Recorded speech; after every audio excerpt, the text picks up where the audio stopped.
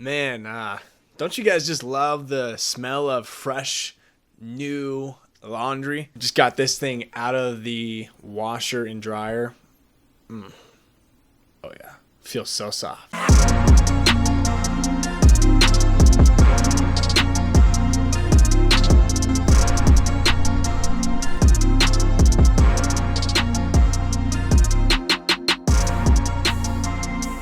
Hey, what's going on, guys? It's so good to see your guys' smiling faces. How are my peeps doing? Welcome back to another Table Talk Tuesday. We haven't done one since March. We are back. We are refiring. We're getting right back into it. So this video is actually partly inspired by Lose You to Love Me by Selena Gomez. If you haven't seen that video or even heard that song, I recommend you guys go check it out. It's extremely relatable, very emotional. It's got a lot of stuff packed into it. It's a really good song. If you haven't heard it, one of the lines says, "I needed to hate you in order to love me." And you know what?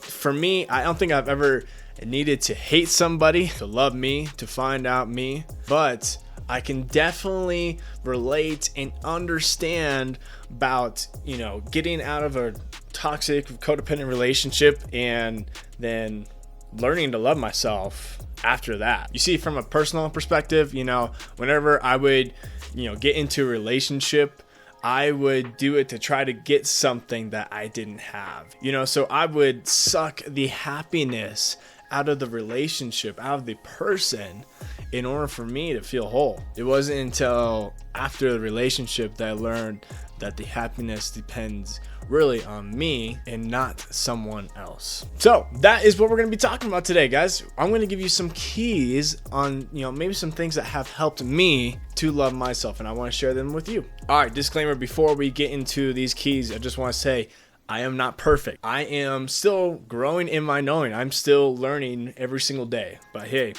here's the very first one. Be real with where you are.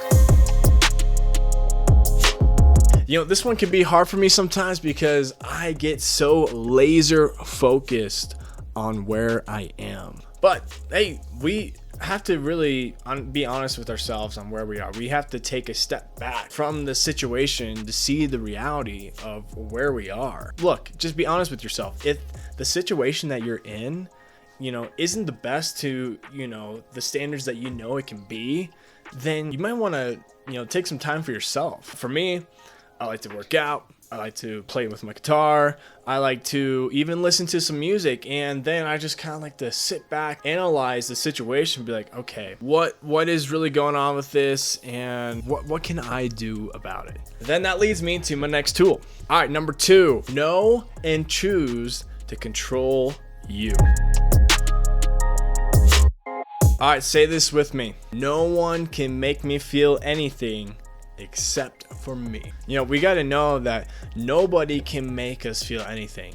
It is our choice to feel what we are feeling at that time. How, you might ask? How? He or she said this really, really insulting thing to me, and it made me feel this way. No one likes to be called, a very specific vulgar statement. No one does. But tell you what, people will do things because of them and not because of you. You got to choose to let that not affect you and to let it go. All right, number 3. Talk to yourself. Like my youth pastor used to tell me, you and you only are going to be one of the best relationships that you will ever have in your life. Guys, I would debate that what we say to ourselves is actually more important than what we say to others. You see, we as individuals, we need to have great self-talk. We gotta pump ourselves up. We gotta speak great things to us. One of the things that I like to do actually is to write down positive affirmations, and then with that I put it somewhere where I can see it every single day, and then I recite it to myself. Hey, if you want some ideas, I will link them down below. All right, number 4, imagination.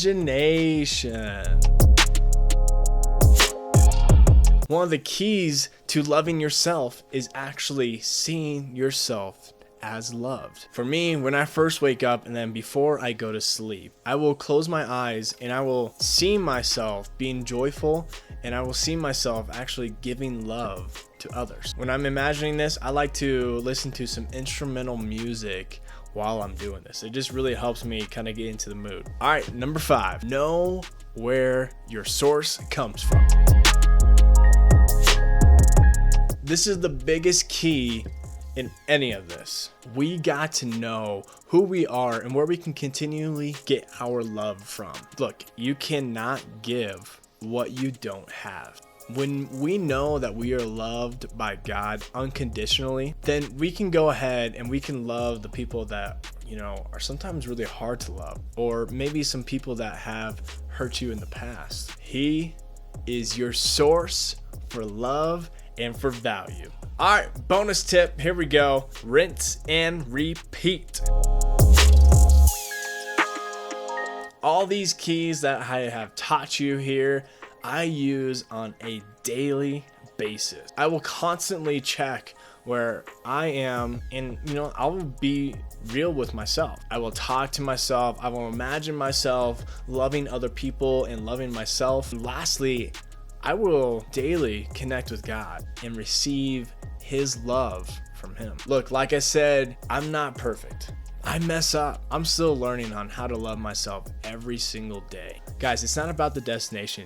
It's about that we've already left. Alrighty, ladies and gentlemen, guys, if this video has helped you guys, please go ahead, leave a like down below. Go ahead, leave a comment down below as well. And guess what? Go ahead and share this video if you think this video will help some other people that you might think that will need to hear this information. Tell you what, I wouldn't share this stuff with you if it didn't work in my life. So guys, if you haven't already, go ahead, subscribe to my channel, guys. That would help me out a lot. And guess what, guys? We'll see you in my next vlog.